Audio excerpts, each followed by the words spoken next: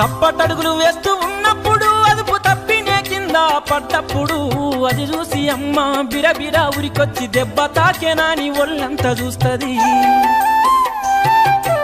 ఆస్తిపాస్తులు ఎన్ని ఉన్నా లేకున్నా మేడమిద్దెలు లెక్కలేనన్ని ఉన్నా కన్న కడిపే మేడమిద్దెలనుకుంటది, కడుపు తీపే ఆస్తిపాస్తులనుకుంటది. జ్వరమొచ్చి ఒళ్ళు కాలితే అమ్మ గుండె నిండా బాధ ఉంటది. ఓ దేవుడా నా కడుపును కాపాడమని వేడుకుంటది.